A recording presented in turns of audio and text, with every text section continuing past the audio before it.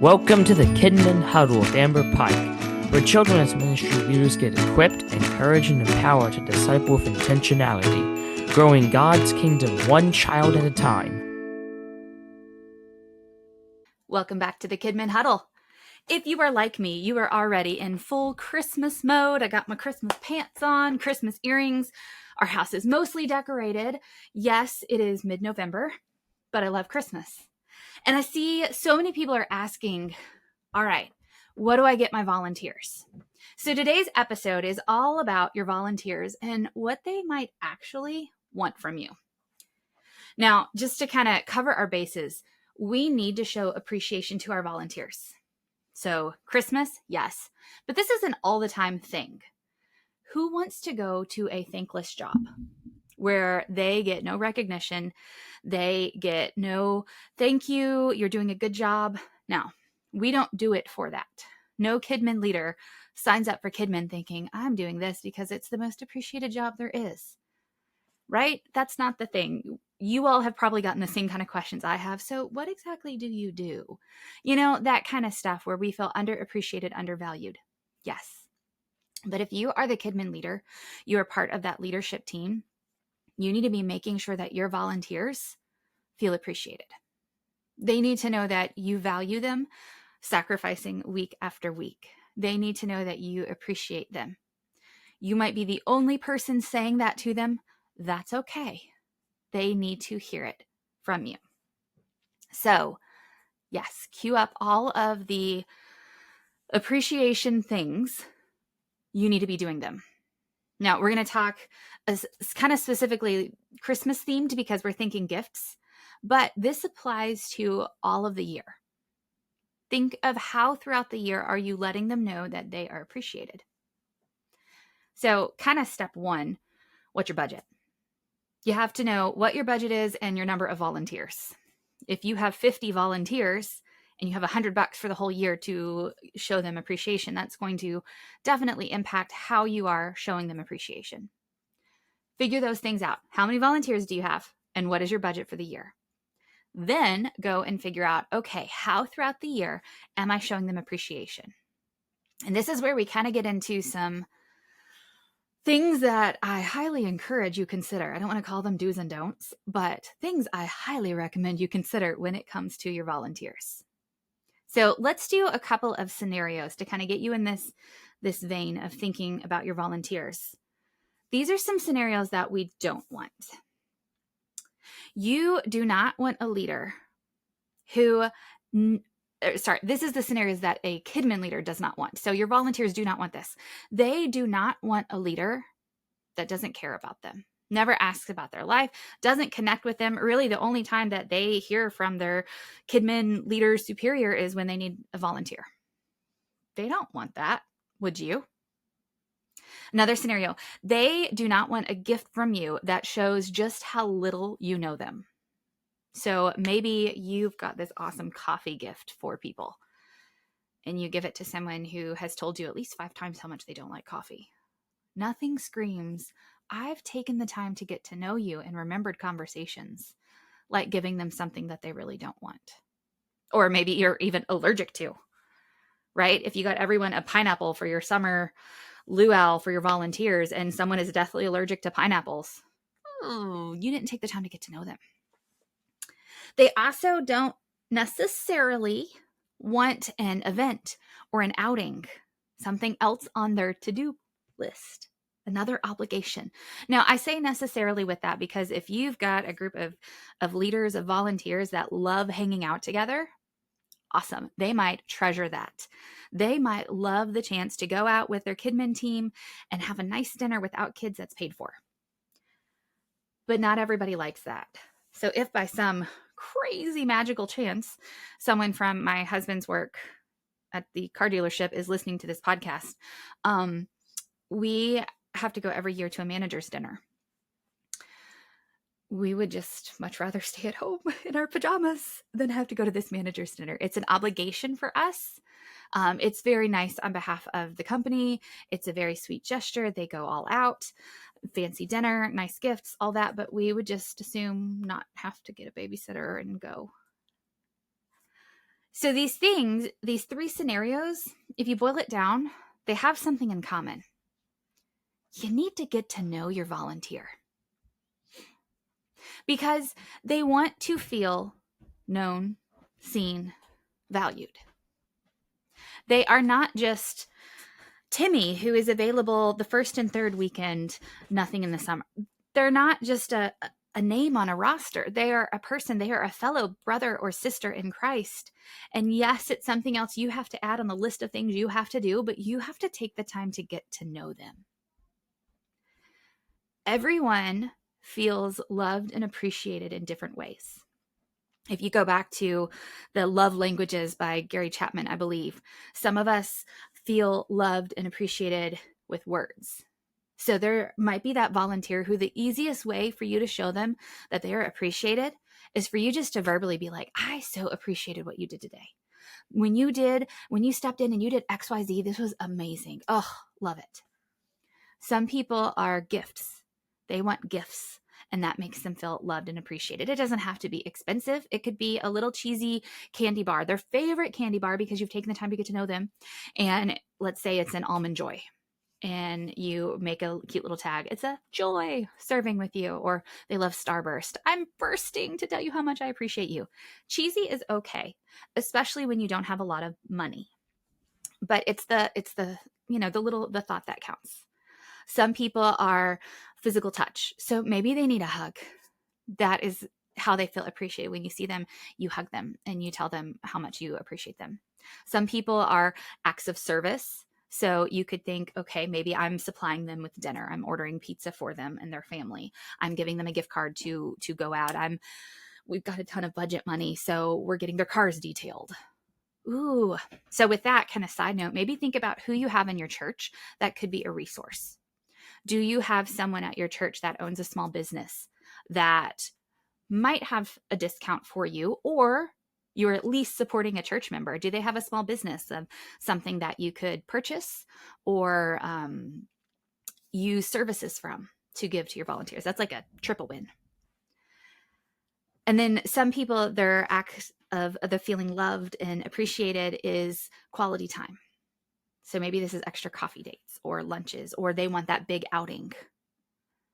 How are you getting to know your volunteers to where you can know how they specifically want to feel appreciated?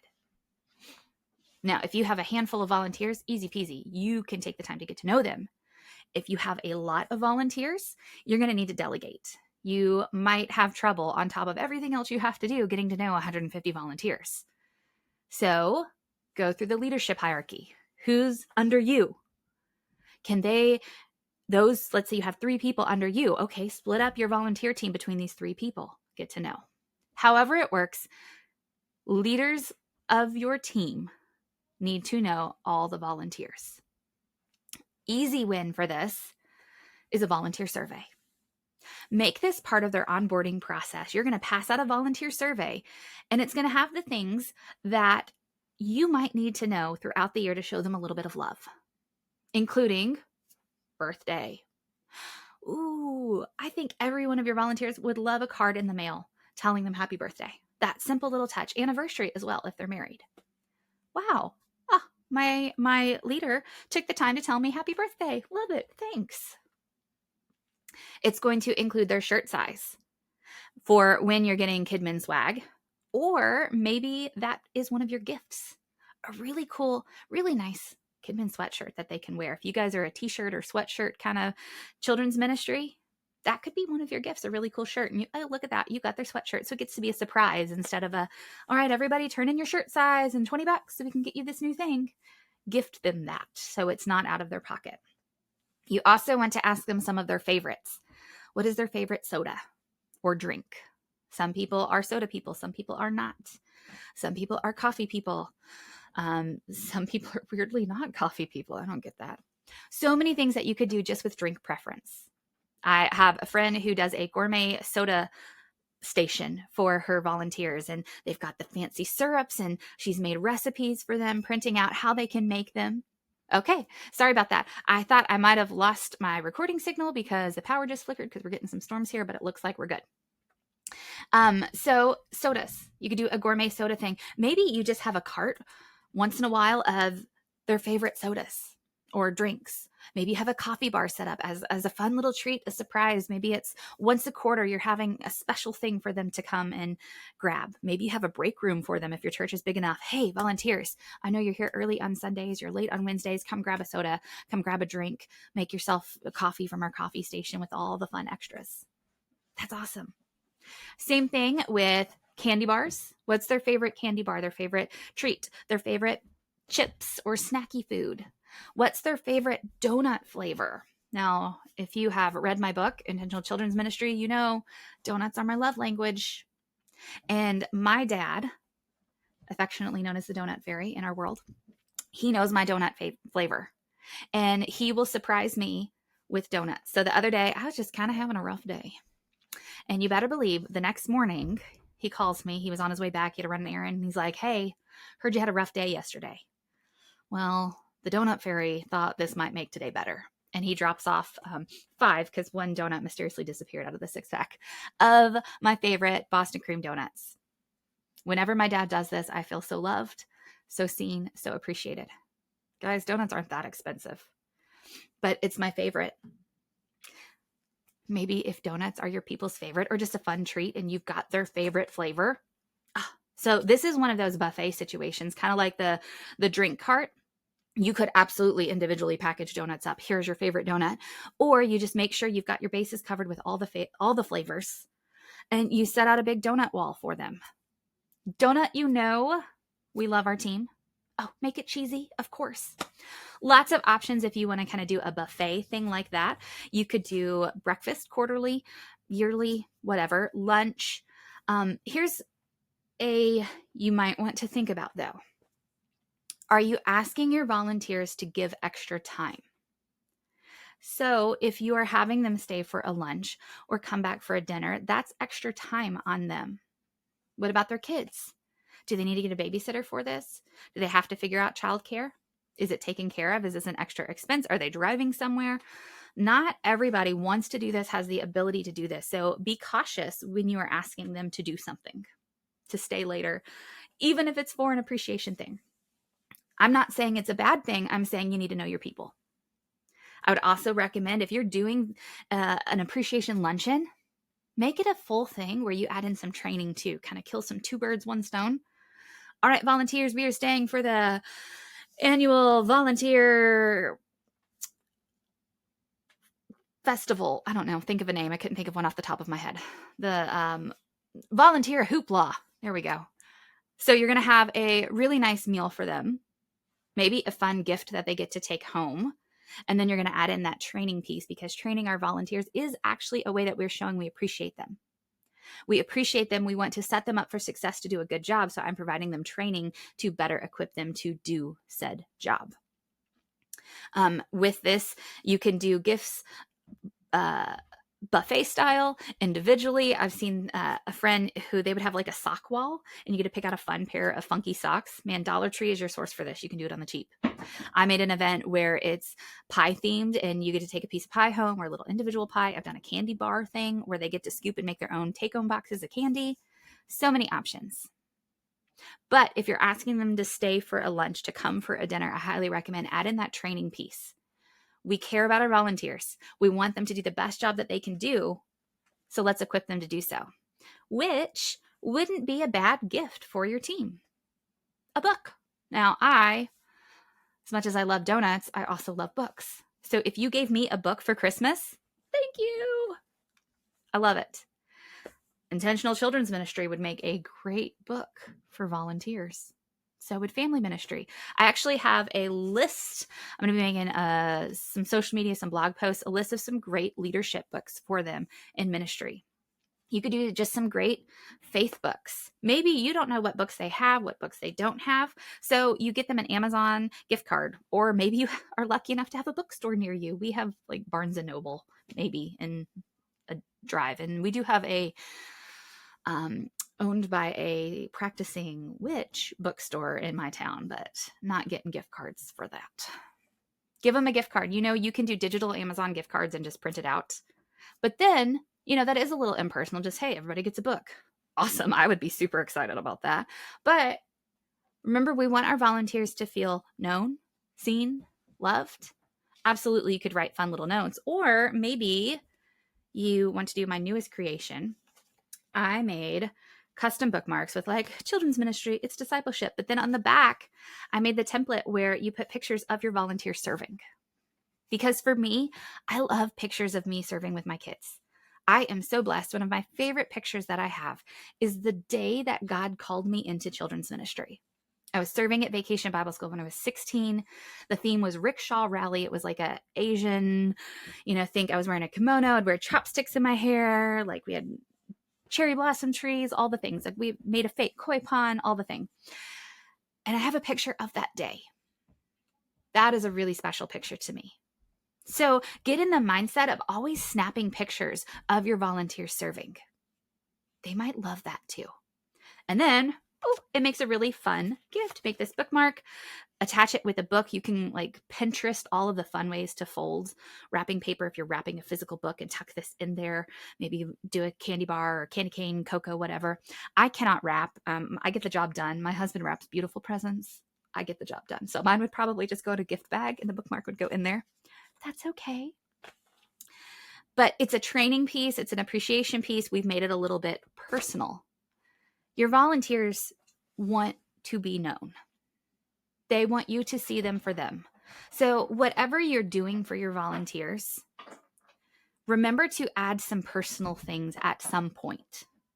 So maybe I don't have a big budget, and quarterly I'm coming in with a very punny, cheesy Christmas gift. I'm going to do like a packaged Christmas tree cake, and you are a tremendous volunteer is the little tag that I make, and I pass them out. Inexpensive. It's just a little cutesy. Hey, I see you. I appreciate you. Awesome. But then where's that personal touch that you can add in through the year? Maybe it's a text. And you've made a list of all of your volunteers so that through the year you can make sure you text all of them 3 times. Hey, you were just killing it today.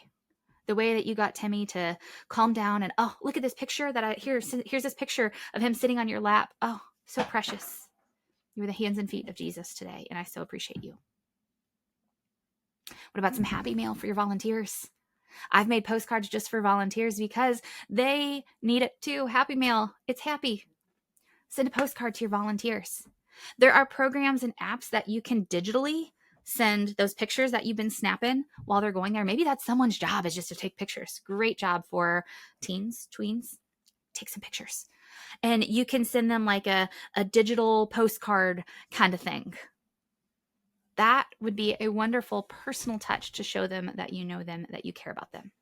And like I said, get to know your volunteers. I had a lady who needed reassurance that she was doing a good job. And as I got to know her, I realized this is what she needs.